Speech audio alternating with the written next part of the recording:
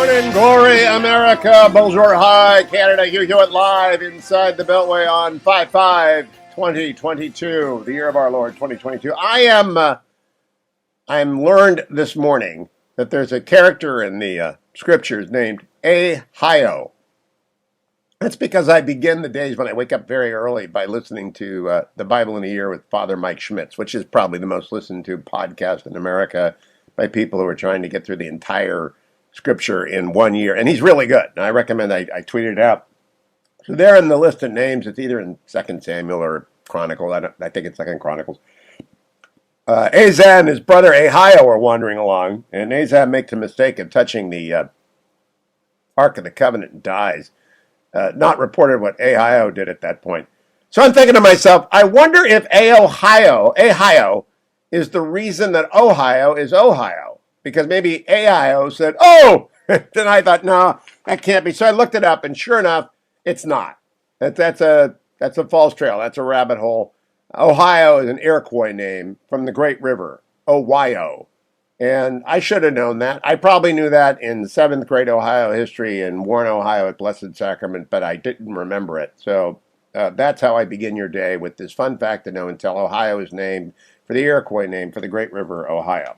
Let me get to the news. Good news in Ukraine as Ukrainian forces retake villages near the city of Kharkiv, relieving pressure on the city. Russia they lost another general. We're helping them kill the generals. They're up to 12 dead Russian generals, maybe 13 by now. And they're pushing back, and Russia is contemplating a call. Not going to be happy about going to the death trap and the death trap tanks, but Russia is falling back in many places. Doesn't mean the war isn't over. They're still a much bigger country. They still have many more arms. They still have much more money. But we will see. We will see when and if Putin decides enough is enough. I'm not getting my objectives here. There will be elections today in Northern Ireland, in Ulster. Sinn Féin is set, and that's the Irish Republican Army political arm for many years during the Troubles. Sinn Féin is now a political party that has many seats in the Irish Parliament. They're set to gain a majority in the Ulster Parliament today for the first time ever. Many people see that as a path to a, quote, united Ireland.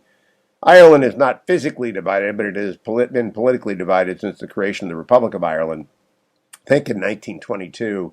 And Aaron will correct me if I'm wrong on that. And inevitably it's going to happen because of demographics and because of the march of history, and because Ulster is becoming more Catholic Irish than Protestant Irish. And hopefully it will happen peacefully, and devolution will occur, and Ireland go the way of the EU, and the United Kingdom will be Scotland, Wales, and England, since that's all one island. But Ireland is its own island. So we'll watch that today. That will be interesting. As I said, the New York Times reported U.S. intelligence helping Ukraine kill Russian generals. The rest of the rundown. Pope Francis blamed NATO, and the Wall Street Journal... Well, they take the visor off of the Pope. He's just too old to do this job. And there are lots of people who are too old to do a lot of jobs. Speaking of which, let's go to Joe Biden, cut number 5 in the White House Roosevelt yesterday. What happens if you have a state change the law saying that children who are LGBTQ can't be in classrooms with other children? Is that legit under the way that the decision is written? What are the next things that are going to be attacked? Because this MAGA crowd is really the most extreme political organization that's existed in American history, in recent American history. All right, let's just unpack that. First of all, put aside the Ku Klux Klan, put aside the Nazi sympathizers, put aside the John Birch Society, put aside Antifa, put aside the January 6th protesters, the MAGA crowd. In reference to the Supreme Court decision by 5 justices, 3 of whom were nominated by President Trump, all of whom were distinguished jurors long before President Trump came down the escalator as candidate Trump. And of course, the Chief Justice and Clarence Thomas have been on the court for a very long time, and Justice Alito is a George Bush appointee as well, W. Bush appointee. And I'm just here to tell H.W. Bush, what did I say? Well, George W. Bush appointee.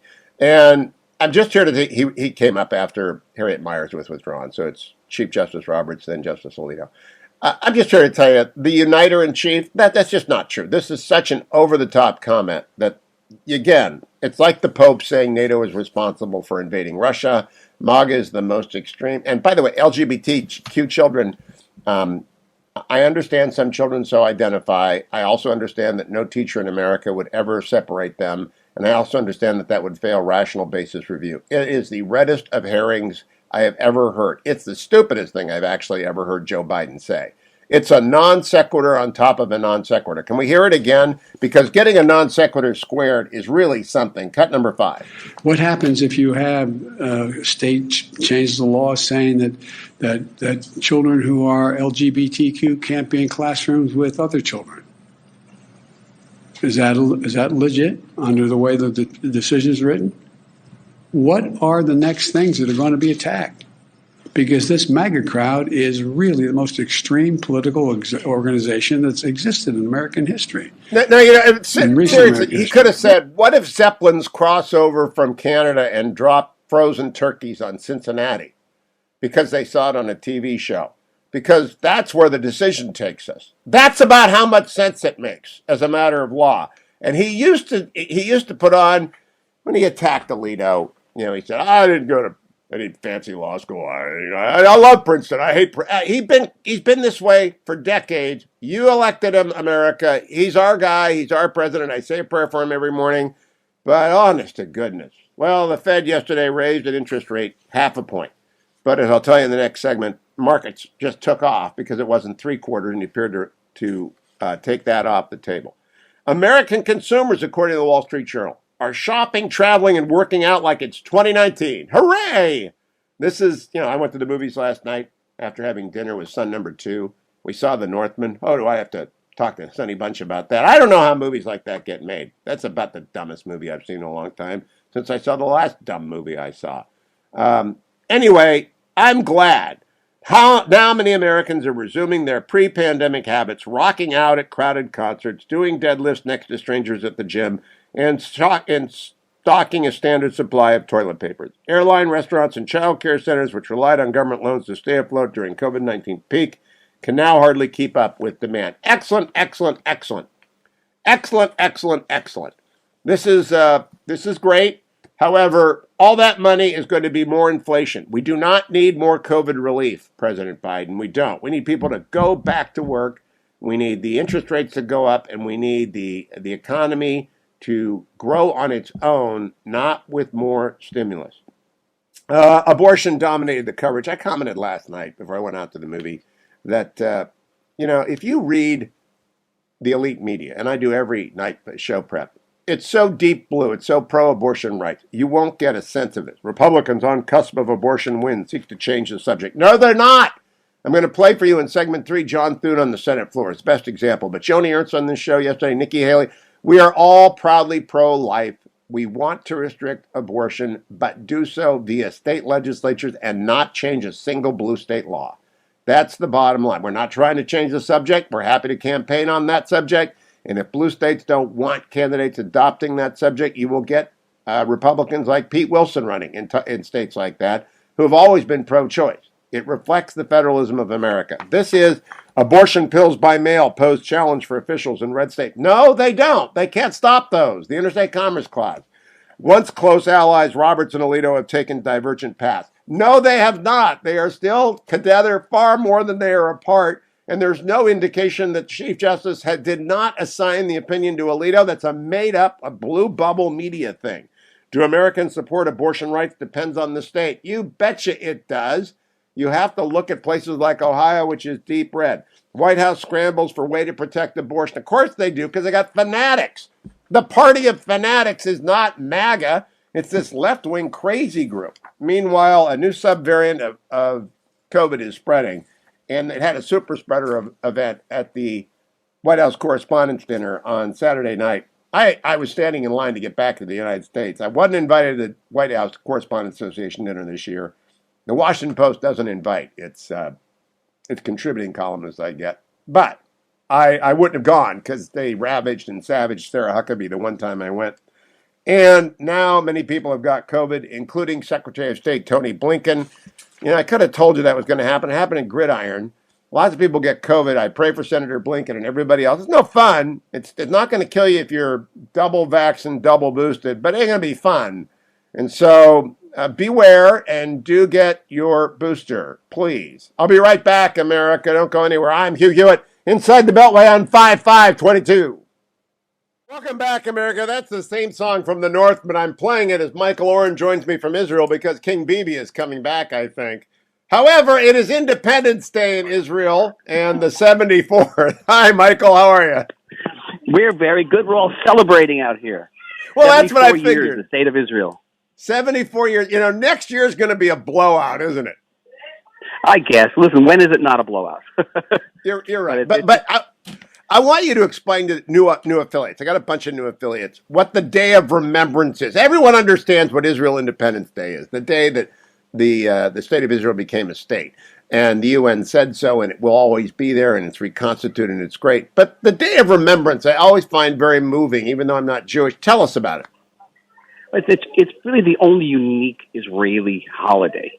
You know, Israel Independence Day is celebrated by Jewish communities around the world, but no one really marks Memorial Day the way we will mark Memorial Day. The entire country goes into mourning for 24 hours. A siren sounds at 8 o'clock at night, and then the next morning at 11 o'clock, the entire country stands still. If you're on the highway, cars go over the side, people stand at attention. We all visit military cemeteries. I was at a military cemetery yesterday. It's deeply moving because we have all lost friends and relatives in Israel's wars, victims of terror. And we pay homage. We go into this deep mourning. And the extraordinary thing is that at 8 o'clock at night, the next night, we go immediately into ecstatic celebration of Israel's independence. We go for this one from radical mourning to radical to ecstatic celebration. I don't know anything like it. When I was in Washington, there is nothing like it. People ask me, how can we get America's Memorial Day to be like Israel's Memorial Day? And it's not easy. Well, I do. I know some people celebrate our Memorial Day at Arlington. And when I went last week to the American Cemetery in Normandy with Dwayne, it was my second time there, extraordinary. But it is something that I always read the Times of Israel on the Day of Remembrance and say, wow, that's great. Now, back to what I led with. King Bibi. I see the articles. I see the smiling Bibi Netanyahu emerging from public, holding rallies. What say you, Michael Oren? I say what I've said on this program many times, Hugh, that it's always premature to eulogize Bibi Netanyahu politically. Just when you think he's gone, he's dead, he comes back. And he is the ultimate comeback kid. And he stands to a very good chance of making the next government. He can put it together by by actually weaning or prying members of the current coalition into the opposition. Or he can wait out this government until it tries to pass a budget next year and falls, and then go to the polls again. He is by far the most popular politician in the state of Israel. Well, the reason I worry about hesitating and waiting is because the Iran deal is imminent. Iran is on the threshold of a nuclear weapon. Israel has to figure out what's necessary. And it seems to me that Netanyahu and Gantz and the party of the center right, which you are a member of, generally speaking, they all need to get together to figure it out. And the unserious people have to get out of the government. Well, you could say about government everywhere, I guess. My big fear is if we do go to elections, we'll have the exact same outcome that we had repeatedly in 2019 through 2021, which is type of a deadlock, where neither right, left, up, or down can put together a coalition. Because the fact of the matter is the Israeli political pie has not been divided any differently than it was in the past. And as long as Netanyahu is in government, much of Israeli politics will be about him. Because the only reason that the center-right can't put together a coalition is because there are a number of parties whose heads, to put it mildly, do not like Netanyahu and will not sit in the same government with him. But if Netanyahu weren't there, his Likud party could join a coalition and be part of a very strong center-right government. All right, now, Dr. Oren, Occam's razor. You're the former ambassador to the United States. You are the former ambassador to the UN. You are the former member of Knesset, former deputy minister. Occam's razor. Benny Gantz gets the first 6 months. Bibi Netanyahu gets the second 6 months. Everyone else keeps their portfolio, and the agreement is airtight. I mean, really airtight. But Benny has to start so that we have the two main players in Israel when it comes to national security in the cabinet at the same time. Is that just not possible? I mean, here's the non-Israeli, non-Jew suggesting, here's what the Jews should do in Israel. Why don't you live here, Hugh? I've been running around saying this for weeks. Just what you just said now, and what I get is a lot of head shakes here. But Akum raises, indeed, because Benny Gantz could sit in the government with Netanyahu if not Netanyahu promised him the first shot at being prime minister in a rotation government. That's the only way Benny Gantz is going to be prime minister. And that would be a very strong coalition, and also strong, I think, in terms of strategic and defense affairs. I don't know why that scenario is not. Do they just dislike each other that much? Do they dislike each other that degree? Well, he maybe did betray Benny in the last rotation, but here's the difference. That rotation, Bibi was the first prime minister, and Benny was the second prime minister. This time, Benny would be first, Bibi would be second, and Benny Gantz gets to be prime minister. It's the only way he's going to get to be prime minister. He's got 9 seats. That's a good solid block. And it's a majority maker. And I think of English politics in the 19th century. Yeah, I screwed you last week, but let's get together this week. Dr. Michael Oren, have a great Independence Day in Israel. I can't wait to the 75th next year. I hope I talked to you on that as well. Don't go anywhere, America. Welcome back, America. I'm Hugh Hewitt. I was driving around on Sunday with some friends from Georgia, and they said, why haven't you had Latham Sadler on? He's running for Senate in Georgia, And I told them, I don't know Latham Sadler. Why should I? And they explained to me, he's a SEAL. He was in the Trump White House. He's a great candidate. And Susan Byers is your biggest fan, Latham. Welcome. How are you? I'm doing great, Hugh. Pleasure to be on. I appreciate you having me.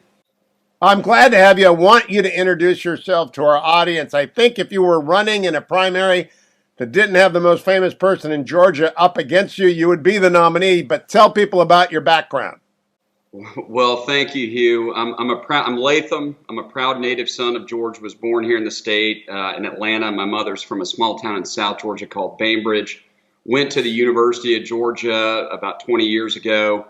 9/11 happened while I was a student there. Changed my life forever. I didn't have plans to join the military till that day, and decided I wanted to serve as a Navy SEAL officer. Had no idea what the heck I was getting myself into, and ended up spending the majority of my 20s trying to get there. So I went to Georgia Tech for a master's in international affairs, became fluent in Farsi and Dari, lived in the region for a full academic year, backpacked through Afghanistan, and then finally got picked up at the age of 28. Thank God, made it through SEAL training and deployed to Iraq, Afghanistan, and then my final duty on active assignment was in the Trump White House as Director for Intelligence Programs, managing the Black Ops portfolio. So I've been blessed as a national security guy to experience both ends of our national security spectrum. I mean, executing United States foreign policy on the ground in Iraq and Afghanistan, and then at the decision-making table at the White House and the National Security Council. And that's shaped the view and my view in which I see the world. And we're in trouble in this country right now, both from threats from within. We're heading on a very dangerous pathway as a nation. But then I received every briefing you can get in the Situation Room on what China's doing, Hugh, and it's made me an insomniac. I mean, they're on a pathway to beat us if we don't get our act together, and that's why I'm in this race. I'm the father of a 2-year-old and a 5-year-old, and my wife and I want their future to be the American future they deserve, and we're watching it slip away by the day, and that's why we're in this fight. Now, Latham, you may not know this, but I got a son-in-law who's a naval aviator, a son who's a naval intelligence officer, and a nephew who's a Navy SEAL. And so I kind of said, I love Latham, sight unseen. So you got me. Which national security advisor did you serve under? So I served under H.R. McMaster, and then I overlapped a little bit with John Bolton. It was an 18-month assignment, and I mean, it was fantastic. I mean, we put our adversaries on their heels every single day while we were up there. Candidly, Hugh, I mean, serving in the SEAL teams, I'm sure your nephew feels the same way. It was my dream job. If I had it my way, I'd still be running and gunning in the teams. I loved every minute of my 8 years on active duty, but transitioned out for pretty unique family reasons. I've got a twin brother with Down syndrome named Ashby, who's my hero. He's made me into the man I am, and he lives with my parents, and they're not getting any younger, and there will be a day where he's going to come and live with us, and so I transitioned out to prepare for that. But I loved every minute. I understand that. I also understand that if you're not leading a team, you don't really want to be a SEAL forever. I know Admiral McRaven, for example, and I know he has trouble keeping young guys like you in the teams because they want to be out running and gunning. Rourke, Dan, I just got so many SEAL buddies, and again, Navy family, nephew. Tell me a little bit about your vision for Georgia and this race. You're up against Herschel, and you're a dog. So you know what that means, right? That's like, okay, I'm a Navy SEAL. I'll run against Georgia's most famous individual. I can see you making that decision, but tell me how the race looks to you. Yeah, well, thank you, Hugh. I mean, look, I tell folks all the time, I'm a Georgia Bulldog through and through. Herschel was my childhood football hero. However, I mean, these are incredibly serious times for our nation right now. Celebrities are not going to bail us out of this mess. We've got to do the work ourselves, and it's going to require serious leaders to do that, and leaders that show up. And Hugh, the fascinating thing about running against Herschel Walker in this race is I always viewed him as a competitor. But I mean, he is literally doing the Biden basement strategy. We just had our fifth and final debate 2 nights ago, and he was 5 times in a row a no-show. They had an empty podium for him, and that is not going to get the job done against Raphael Warnock. I mean, we saw him in action. You got to give him credit. He's a smooth candidate. He's a great debater, and we've got to have somebody that'll get up on the debate stage and hold Raphael Warnock accountable for the bag of goods that he sold Georgians. I call it the Warnock bag of goods, which is we have a terrorist run Afghanistan. We have an open southern border, which is Warnock's dream, by the way. We have inflation that's running rampant. And my wife and I are still buying diapers for our youngest. The price of diapers is through the roof. And who does that hurt the most? Lower and middle income Americans, the same folks that Raphael Warnock claims his policies are best for. Well, I beg to differ, and I'm going to hold him accountable there. Now, Herschel Walker, he's in the lead right now. But what folks outside the state don't often realize is we have runoffs here in Georgia. If the number one candidate doesn't clear 50%, they go to a runoff with the number 2 guy. And with 6 of us in this race and Herschel polling in the high 50s, he's not going to clear 50%. I've out fundraised all the other candidates besides Herschel combined. I've raised $4 million to date. We're deploying those resources. And then all of a sudden, Hugh, once I have Herschel in that runoff, the odds that are against me now flip in my favor overnight, because in Georgia, you do not want to be the number 2 candidate in a runoff. Or you don't want to be the number 1 candidate in the runoff. You want to be number 2. The number 1 position is cursed. And it's been that way all the way since Paul Coverdell. I mean, you lose if you're I remember Paul Coverdell, yeah. Yeah. Well, you know, it's interesting. You've got an ops plan. I'm not surprised. What is the website, Latham? Yes, sir. So it's lathamsadler.com, LATHAMSADDLER. And please join the mission and support us. And if you're here in Georgia, you can vote now. We've got early voting from now all the way to Election Day on May 24th. So please support us. And I will fight for you every day in the United States Senate. I will fight for you and your children. And Hugh, it's an honor to be on your show. Well, a couple more questions now, Latham. I've got your Twitter feed. I've retweeted your Twitter feed, and people will go to lathamsadler.com. On the domestic side, you're obviously a national security pro. I mean, there aren't many Farsi and Dari-speaking candidates running around the United States who've worked for General McMaster and John Bolton. And then you're a White House fellow. You left that off your resume, which is really sort of the icing on the cake. I believe you must have worked pretty closely with Jared at the time because you were working on the First Step Act. On the domestic side of the agenda, what would you go to the Senate and try and achieve? Yeah, there's a couple things I want to do. Number one is we've got to secure the border. I mean, that is... It's so critical. We can no longer just talk about this issue, Hugh. I mean, now that we've got a terrorist run Afghanistan and we have fentanyl coming over the border from China that's killing our youth more than anything, we've got to get serious about doing it. And the wall is part of the answer. I mean, I've received those briefings as well, where the Border Patrol agents shared that the wall helps funnel people into certain areas of the southern border, but there's also tunneling that goes underneath the wall. And we've got technologies right now that can secure our entire southern border, and we're not doing it, and there's no longer an excuse for it anymore. So that's my top priority up there. I also want to see us bring American manufacturing home from China. I mean, I would tell any board member, any business executive, if you are investing in China right now, you're crazy. You better get out right now while you can. They are at a cold war with us, whether we want to be or not. We are with them.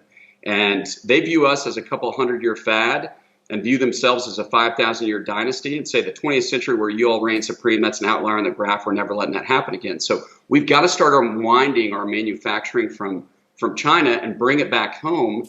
But in order to do that, we've got to have the workers.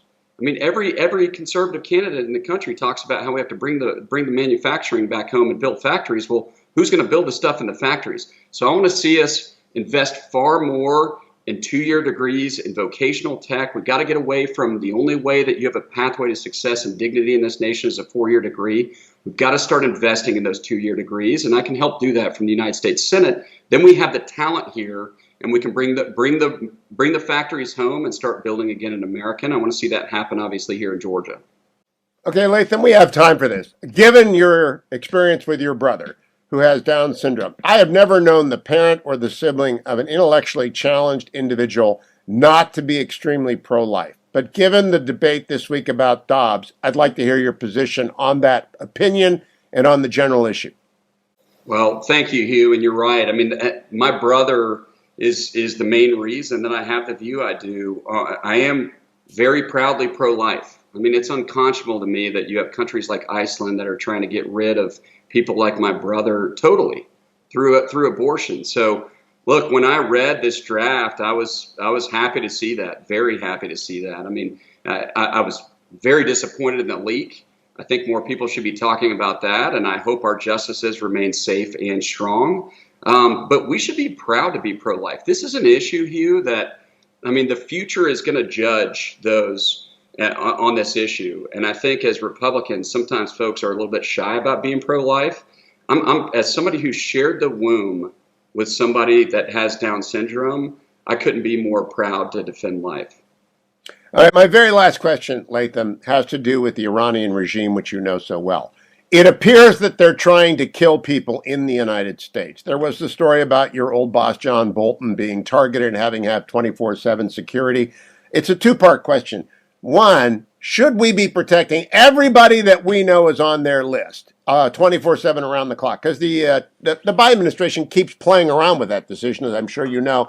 And number two, what ought we to send as a message of what will happen if they actually endanger an American via the Quds Force? Yeah, so great questions. On the first one, Hugh, I mean, we ought to have a strong enough domestic security that we don't have to have around the clock protection for folks that are on that list, because anybody and everybody could be on that list. Candidly, I should be on that list. So I don't think we need 24-hour round-the-clock security for those on that list. We should have strong enough security nationwide in this country that Iranians can't go running around targeting people. So that's one. Number two, if they ever did, I think we need to make it abundantly clear that it doesn't get more extreme in that and targeting the United States, and that would be an act of war. I think Iran has run rampant throughout the Middle East. They've made it abundantly clear it's their goal to dominate the Middle East. They view weakness in our current administration as an opportunity to execute on their agenda. And I share all the time, Hugh, I shared it with the Ukraine issue as well, that wokeness equals weakness equals wars we do not want. And that's why we are where we are with Ukraine. I mean, under Reagan, as you know, it was all about peace through strength. And our enemies feared us, and that's why we prevailed against the Soviet Union. We've got to have leaders that are going to take that our adversaries are going to take seriously. And when our president of the United States can't even get a return call from the UAE, I mean, that shows you really where we are right now. And it's why we've got to win these midterms in November that are critical to stop the bleeding out of Washington. And it's why we got to win in 2024. We got to win the White House back. Latham Sadler, great to meet you via Skype and on the air. Come back. Good luck getting to the runoff with Herschel. I think you're right about not getting to 50%. I hope you're number two. And everyone, LathamSadler.com. Thank you, Latham. Welcome back, America. I'm Hugh Hewitt with my regular guest, former Senator Jim Talent from Missouri, now at the Bipartisan Policy Center. Senator, did you hear Latham Sadler just now? No, I did not. I was busy preparing for the incisive questions you're going to ask. So okay, I usually turn the show off for a couple of minutes before I actually do my hit. I'm going to replay it at 8:33. My question to you is, he's one of the most impressive debut interviews I've ever heard. 8 years in the SEALs, National Security Council under both McMaster and Bolton, White House fellow then, worked on First Step, has a brother, a twin brother in the womb with him who has Down syndrome. He's very pro-life. He speaks Farsi and Dari. He knows all about the Iranian threat. He knows all about the border issues. I'm just blown away by how prepared he is. I've never heard of him until Sunday. What is wrong? I know all about Herschel Walker, and I know Herschel's probably going to be the nominee down there. But what is wrong with our media when we don't actually know things like this? How come I don't know this? Yeah, if you don't know it, then there does seem to have been a shortfall in the media presence in Georgia. But look, if he doesn't win, and I agree, I think Walker's going to win, and I think he's a fine candidate. You know what? And I talk a lot with young people wanting to get into politics, and you know, you have other opportunities. In other words, you run a good campaign, you create a base of support. That base of support is still there for other opportunities in the future. And I'm sure if he doesn't win, that we'll hear more about him in the future, because I'm sure he's impressing people in Georgia. Oh, well, he's raised $4 million in a campaign against Herschel Walker, and he'll make the runoff if there is a runoff, so he will. But I just don't think he can beat Herschel Walker in Georgia. Jim Talent, let me ask you about J.D. Vance in Ohio. Now, obviously, President Trump moved that race, but my takeaway, and I want to know what yours is that there's a 10-point bump in a Trump endorsement, and there's a 10-point bump for the person who's not the Trump guy, in this case, State Senator Matt Dolan. Both of those guys went up 10 points after Trump endorsed the former and blasted the latter. What do you think about my take? Yeah, I think it's probably valid in that context. I think it depends very much on the state and the race that you're talking about. I have a view of voters that is different than many people in politics. I think they act rationally in terms of how they define their interests. So I think they take endorsements into account. Whether an endorsement is decisive for a particular voter depends on what he or she thinks about the candidates on other issues. It depends on how powerfully attached they are to the endorser. So I think it varies a lot. And I say this to people who seek endorsements from me. One of the things I warn them about is that sometimes with an endorsement, okay, you get the baggage of the endorser, but you don't get the virtues. You see what I'm saying? In other words, yes. People who don't like the endorser don't like you because you've been endorsed by that person. But the people who do like the endorser, it's not a powerful enough attachment to move their vote in your direction. So you have to be careful with it, okay? But I think the president has such a loyal following, and in a race like that, which was so up in the air anyway, I think it had a big impact. Now, as a pro-lifer, I have to ask you, because I know you're a pro-lifer as well, what did you make of the leak, and what do you make of the draft opinion? How do you hope this all turns out? Well, the draft opinion showed what you know better than anybody, because you're a constitutional lawyer, which is there is no coherent theory of constitutional jurisprudence which justifies Roe versus Wade, right? Now, in terms of the court, I think it's a real plus that Breyer is going to be on there for a while, because I think Breyer cares about the institutional integrity of the court, and he'll help the chief come up with a response, a consensus response that's appropriate on the court. Politically, I think this is at least a short-term benefit for the Democrats, because it gives them something to talk about other than the issues which are killing them, which are all the other issues. Inflation, crime, the border.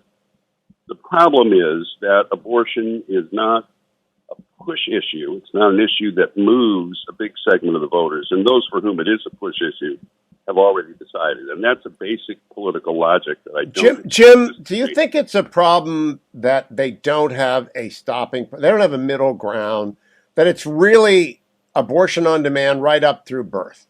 And therefore... Go ahead. Because the danger for the Democrats here is that they will substantively or rhetorically gild the lily too much. And so they'll turn abortion into an issue that is hurting them. Although again, this is because voters vote based on how they define their interests, not on how the Beltway defines their interests. I don't expect the underlying logic of abortion as a political issue to change, but it could if either side reacts in a way that shows an intolerance towards people who disagree with them on the issue. Let me put it that way. Boy, that's well put, because Joni Ernst yesterday, Nikki Haley yesterday, John Thune in the Senate, Mitch McConnell in the Senate, they're all so eloquent and moderate in their responses. And the Democrats have gone over another cliff. It's as though they can never not go too far. One of their issues is they tend to go willy-nilly. Yep. They just overestimate. They just always overestimate the enthusiasm that they can generate outside of their base, their 10%. Jim Talent can be found on Twitter at Jim Talent. I can be found right here in hour number 2. Scott Pruitt, Oklahoma candidate in Senate race down there, is next. Don't go anywhere, America. I'm Hugh Hewitt.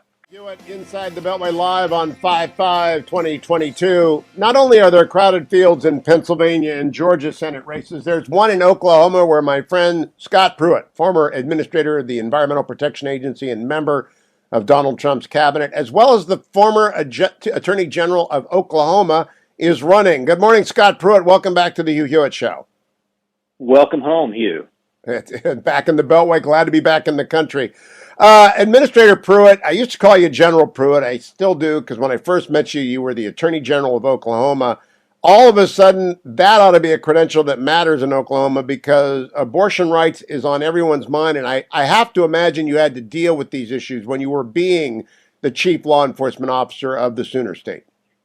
Yes, Hugh, and let me first say, the sanctity of that process, it is so dispiriting to see what has transpired with the release of the draft. As you know, each of the justices have 4 clerks, and there's a support staff at the court. And this is just, again, very dispiriting to see something like this occur where there's a release of a draft and the confidentiality breached. And so it's very disappointing, having lived that, very intimately with cases that we have before the Supreme Court. It's just shocking to see. But when you think about this decision that's forthcoming, much can change between now and the time of the order being released. But I will tell you, Roe is wrong fundamentally, Hugh, because it got the first question wrong, which is the unborn child a person? And in fact, Justice Blackmun asked that question in the Roe versus Wade opinion, and he said, if the unborn child is a person, our analysis must stop. Now, why is that, Hugh? Because the 14th Amendment says no person can be deprived of life without due process of law. And so the very fundamental question, the underpinnings of the Roe opinion, in my estimation, were wrongly decided at the outset. Common law leading up to Roe protected unborn life from the moment that life was first evident. It was called quickening. And Roe changed that. It created a culture of death as opposed to a culture of life. And so I'm very hopeful and optimistic that the court will ultimately decide that Roe was wrongly decided and give protections to the unborn child across the country, which means the states need to step up and do that once the opinion is released. Now, you are correct. And in fact, most states still have in their common law or in their statutes that if you murder a woman carrying a child, you've got 2 murder counts against you. Was that the case in Oklahoma when you were the Attorney General? Yeah, there's statutes actually that predated Roe and actually that were post-date Roe that said similar things, Hugh. But I will tell you, it's really more fundamental. I mean, those criminal statutes obviously dominated the marketplace, the legal marketplace prior to Roe. But there are going to be new issues post this decision. And fundamentally, you're going to see attacks at the state level where the abortion rights that were enshrined in the Constitution by judicial activism in 1973, you'll see proponents of abortion take the same approach with state constitutions across the country. Well, they will argue that there's a state constitutional right to an abortion. And so states, governors, legislators all over the country need to be prepared for taking steps now to protect the unborn child against those kinds of encroachments. Now, I am a big believer in states' attorney general becoming senators. I think Josh Hawley has done a great job. Ted Cruz was the Solicitor General of Texas. It matters a lot. Do people still remember your service in the Sooner State as the state attorney general, or do they just remember you as the U.S. Administrator of EPA? Look, I mean, as you know, Hugh, when I was Attorney General, I sued the Obama administration on the Clean Power Plan. I sued the Obama administration on the Waters of the United States rule because they were, not consistent with the statutes that have been passed by Congress, and we won on those cases. We got stays, issued by the Supreme Court in those cases. And on the other end, as the EPA administrator, I repealed them. So I bookended the ultra liberal approach of the Obama administration with very key pieces of rulemaking, from the Clean Power Plan to WOTUS. And I think Oklahomans remember that very, very fondly. Look, I mean, the EPA was weaponized against producers in this country, not just the energy sector, but against the ag sector, against manufacturing. And what we saw under the Obama administration that we fixed in the Trump administration was this overzealous anti-producer mentality that used the EPA as a weapon as opposed to what? A good steward of the natural resources that we've been blessed with. Scott Pruitt on Tuesday night, the Nixon seminar met in virtually in California, and they had as their guests Mike Pompeo and Robert O'Brien, your old colleagues Rick Perry and Dan Brule. Yeah. And they talked about energy as a national security issue, and I applauded that. You want to comment on that? Yes, look, I mean, energy independence, Hugh, is not just about gas prices here at home. It truly is about our influence abroad. American energy can be a powerful foreign policy tool, as you know, a tool we can use to curb, the creeping influence of Russia and China. If we are to advance economic interests here at home, we need to what? Ensure that we have energy independence. But energy independence means a safer and freer world abroad. And so it is a tool just like currency. And so we must make a decision here domestically to develop our natural resources in a way that blesses our people, but also makes the world freer. So update us on the Oklahoma race, Administrator Pruitt or General Pruitt or whatever we just call you, Scott Pruitt. What's your website? Okay, what's your website? It's Scott Pruitt OK on Twitter, but what's the website? ScottPruittForOklahoma.com. Okay. So how's it going? ScottForOklahoma.com is a landing page for folks who want to get involved in the movement. Look, I mean, my race fundamentally, Hugh, is about keeping the dream alive. And I'm not just talking about the American dream of, prosperity and economic prosperity. I'm talking about the fundamental concepts of what our founders fought for. Liberty and freedom, that there is a role for the federal government, there's a role for the state governments, but ultimately both the role of the federal and state governments is to what? Promote freedom among the people, to pursue opportunity. And I'm really concerned that with the overreach of the federal government, the encroachment of the federal government, and free speech as an example. Free speech is under attack. Big tech is leading the charge with help from the government. And, that, how it works. So you have government that cannot ban speech, but they authorize private big tech to do so, and they give them immunity to do so. And so free speech is under attack. I mean, fundamental freedoms are under attack. And so we need to make sure that we take appropriate steps to restore those principles that we had at the outset of our country, and they're under attack. And so we need to make sure that we advance them. This is a nuts and bolts radio audience. They like to know the sort of internal mechanics of campaign. How's Scott Pruitt advancing the campaign on the ground? You got two major markets there, Oklahoma City and Tulsa. I really don't know how one runs in a state that big with two big markets. Tell us. Well, it's a quick race, Hugh. I mean, June 28th is the election date. And so this is not your typical going from Woodward to Poto to Tulsa to Oklahoma City and all points in between. I mean, this is a race where digital platforms, getting the message out through social media and otherwise on messaging, obviously raising money to help do the ads on television as well. But fundamentally, my objective is to remind people that I am a fighter and that I've exhibited courage, and that we've taken on these issues and made tremendous change in a very short time frame. I mean, I was a Republican conservative leading the most liberal agency in the U.S. government.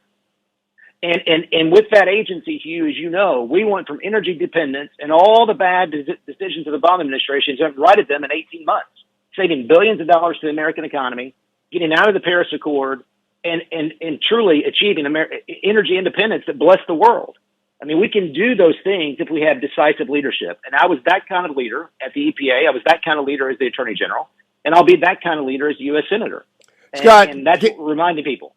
Give people a little bit of your bio before that, just in case someone is listening in Oklahoma City or Tulsa that wasn't voting when you ran twice statewide successfully. Before that, I was a baseball guy. Hugh, yep. I owned a baseball team and owned the AAA baseball team in Oklahoma City. We were a Texas Rangers affiliate. And so that was a wonderful time. We were in the Pacific Coast League with Branch Rickey's grandson as the head of the Pacific Coast League. And so we had good relationships and still have good relationships in baseball across the country, and was an entrepreneur at that time. And since that time, since I left the administration in 2018, I've been involved in lithium development and carbon offsets and credits and various LNG exports to areas of the world that are impacted by what's going on in Ukraine and Sofia, Bulgaria and Bucharest, Romania and the Czech Republic and other places. So, I've been focused firsthand from a business perspective since I left the administration on making sure that American energy was in areas of the world that could benefit from that. So a number of things, both since 2018, but also before my time as Attorney General. We got less than a minute, Scott Pruitt. If you get into the Senate, will you ask to be on the committee that oversees EPA? Because you know what the left is doing there since they got it back. Yeah, look, I think absolutely. And I'll also say this, Hugh. I mean, the regulatory processes that have been abused at the EPA are not unique to that agency. It is really across the federal government.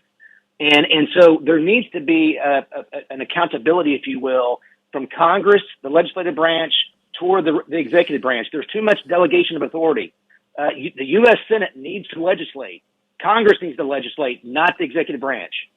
Scott for Oklahoma.com to be part of the cause. Scott Pruitt for Oklahoma to learn the bio if you don't already know it. Follow him on Twitter at Scott Pruitt. Okay, follow me to the next segment. Thank you, Scott Pruitt. I'll be right back, America, on the Hugh Hewitt Show. Welcome back, America. Hugh Hewitt live on this 5/5/22. Years and years ago, I came off the D.C. Circuit, went to the Department of Justice, and had the great honor and privilege of working for two attorney generals, one William French Smith and then Ed Meese, both of them Californians.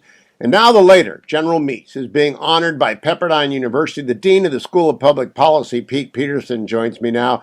Good morning early to you, Pete, up in California. I appreciate your joining me because I just want to toast you for honoring Ed Meese, who really is just the definition of public service. Well, we couldn't agree more, Hugh, and good morning from Malibu. We're so excited about this week's announcement regarding the new Meese Institute for Liberty and the American Project here at the Graduate Policy School. Tell us about that institute. How did it come to be named for General Meese, and is he going to be able to join you for the opening? Yeah, so the background's really super interesting. A couple who have been affiliated with Pepperdine, actually both Pepperdine alums, had been working internationally for about 10 years, returned to the United States, and went through that process that we're hearing more and more of sending their kids into school that was teaching them some rather woke and ideological things, and realized how much their country had changed while they had been out of the country. With that, they had reached out to Pepperdine and wanted to discuss a large gift that would create an institute that would defend America's founding principles. And that series of conversations began about a year and a half ago and came to a point where they have made a $10 million commitment to create the institute. Now, after they had made that initial commitment, within a few months, they said, our name doesn't have to be on the institute itself. If it would help create awareness to what you're doing there at Pepperdine and the Graduate Policy School, let's think about another name. And so that began the series of discussions and deliberations to find a name of someone who stood for America's founding principles and their relevance to today's policy issues. And over the course of a few months, we explored several different options, considered a few different options, but General Meese has had an affiliation with Pepperdine going back decades. We've given him an honorary degree here at the policy school, and through various relationships, particularly Ed Fulner's, who's on our board here at the policy school, that began the concerted discussions with General Meese to discuss with him the possibility of naming this institute for him. Well, I've known the general for so long. I can tell you how long. I was a young special assistant. We used to sit around in the Friday all-hands staff meeting with the special assistants against the wall and the serious people, players at the table. And after the birth of my first child, my daughter, the general stopped the meeting and had me stand up and got applause for me because new parents need that. And now that daughter is about to have her fourth child. So that's how long I've known Ed Meese, and he's never changed. He's really one of the most wonderful, as is Ursula, as is their entire family, really one of the most wonderful people, but a committed. I mean, he got Ronald Reagan elected. He served him in the White House. He served him as AG. You could not have a better person to name the institute for, Pete Peterson. No, we couldn't. Again, we're so honored by his agreement with it, and I have to say, the meeting to discuss this and to confirm his support for it happened in the home of Ed and Ursula about a month and a half ago. And in that conversation, which included the husband of the donor couple, as well as Ed Fulner, I have to say it was an out-of-body experience for me to be sitting across from Ed and Ursula to talk about this opportunity at the policy school and to gain their agreement and support for this new initiative. I often say I'm the most grateful dean in America, and now to launch this new institute named for such a great American patriot that aligns so closely with his interests and career. Again, just very grateful. And Pepperdine is a great Christian university, as are Ed and Ursula Meese. But I'll bet you the general hesitated because he is such a humble man. I mean, he's a committed intellectual and fighter and smart guy, but he's so humble, Pete Peterson.